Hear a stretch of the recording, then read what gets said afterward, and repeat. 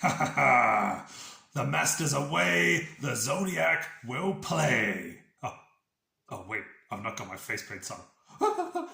Hola amigos, it's Will here from Will's Custom Figures coming at you today with a big bad breakdown of the one and only WCW's Master. So please guys, sit back and relax while I took you through why and how I've made this guy and everything else in between. So firstly, let's start with why. How can you not have a Master in your collection? Good God! How cool does this custom figure look? Probably one of my favourite custom figures with an accessory, with a giant throne as well. And if that's not enough, I actually have a separate pair of legs for his sitting phase. I'll show you that in a moment. Really, really can't wait to show you that and get into all the details. So let's put all the parts aside, and here is the Zodiac, just for a little bit of a size comparison. You can see of course, it is Brutus the Barber Beefcake, but we know that was the Zodiac from back in the day, the old Dungeon of Doom in WCW. So I'll move you over there, Brutus. Here's another little size comparison next to, of course, the legend, the late great Bam Bam Bigelow.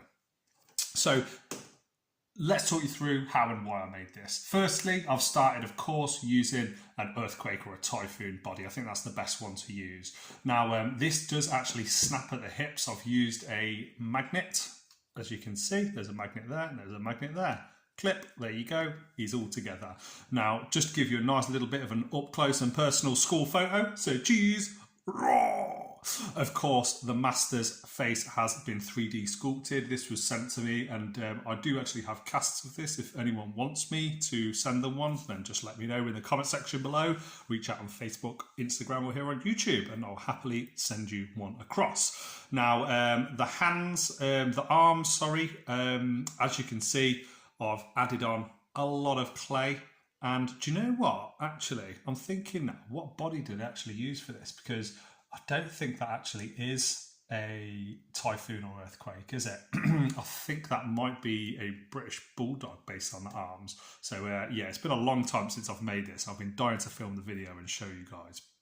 The head, though, is super intricate, and as you can see, I've 3D sculpted all of these gowns onto him, down onto the arms, and of course then you have the feet. Those notorious feet that are always out on every single Dungeon of Doom video with the likes of Ming, Shark, Giant, Vader, Kamala. And he has this awesome sort of like thunder or sort of like cobwebs or gross grey sort of streaks all over the body. And you can see they go all up his back, on his head. There's little grey lines. I don't know if you can see here. Let's just, there we go. Looking really cool. So I've done all of this with Super Sculpey clay. I've also sculpted the feet from clay. You can probably tell they've been sculpted looking up close there. And of course, guys, the throne. I'll talk you through the throne in a second, but how cool does this look on camera with that in the background, or even, like I said, to the side? For anybody that doesn't know, the Master, he had Kevin Sullivan as his right-hand man. Kevin Sullivan was known as the Taskmaster. He was dubbed that by the Master, whose sole goal was to take down Hulkamania when he came over from the WWE over to WCW. Now, I'm going to show you him sitting down on the throne, so I'm really, really excited to do that, and then I'll talk you through the throne. Now, I actually ran out of magnets, and I've just put a screw in there, but the good news is that there is a nice big fat magnet in here, so pop, there we go. He just clips on nicely, and he sits on the end of the throne, looking badass, looking like he's plotting to take down Hulkamania. And I'm so happy with how it's turned out. I couldn't be happier, if I'm honest. I'm really, really ecstatic. I'm going to pause the camera and show you him from a few different angles sitting down. And here we go, guys. Oh, look at that. Absolutely beautiful. This awesome looking throne in the background. I don't know what else you'd call it. It was really hammy, all the stuff that they used to do in WCW.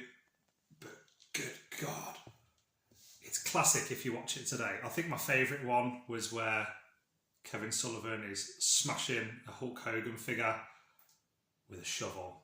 And it was all down to these cool, badass characters And I really just wanted to show you guys, like, look at that from all different angles. So cool. Such a lot of time and effort put into making sure the throne and the master both looked immense. And here we go, guys, coming back at you here. And of course, you can see that the throne and the master both looking really cool. Now you can have him facing in different directions, however you want it.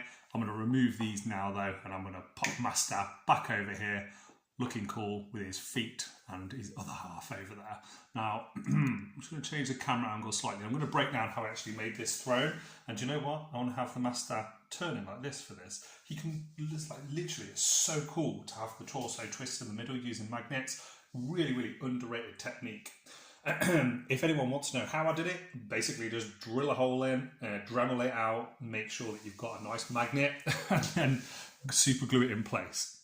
Now, onto this. How did I make it? I'm actually going to put a short up a few days either before or after I do this video, so you'll have to check it out. But many videos have been filmed with this here. This was my old tripod and it broke, so I used that as a base. I've then used a spoon inside it, and you'll see this if you have a look at the short, if you are interested at all.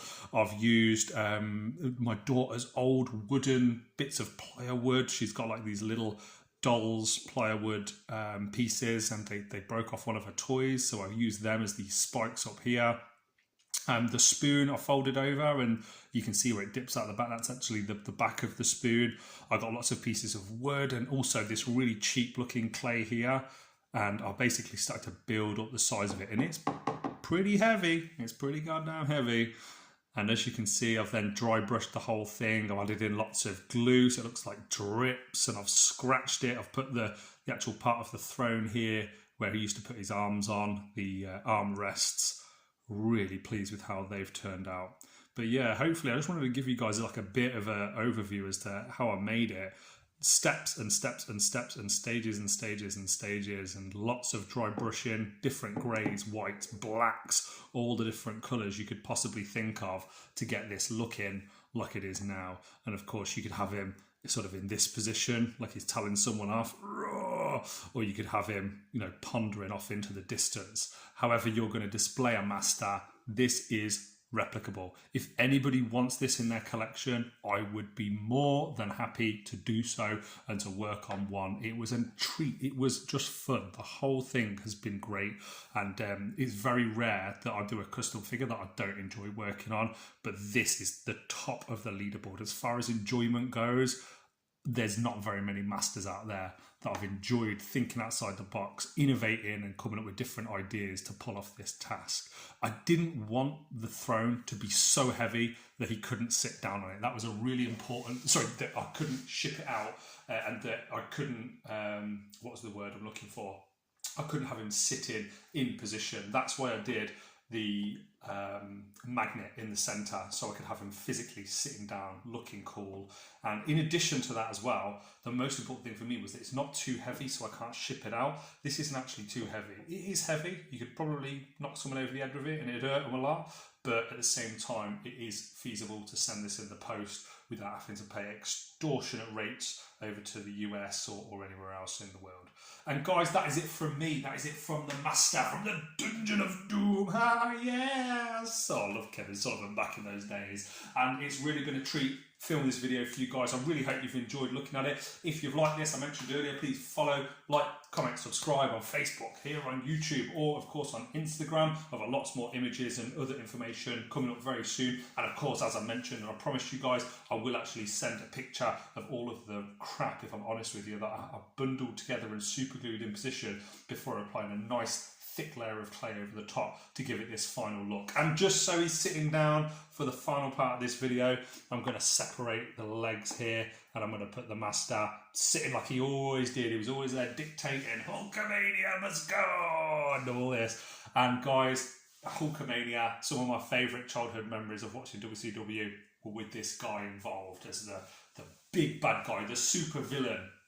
And it's been a treat working on him. So thank you, master. Thank you to the Dungeon of Doom. Thank you to Kevin Sullivan and all the other crazy WCW writers that come up with those stories. I'll see you guys on the next one. Adios.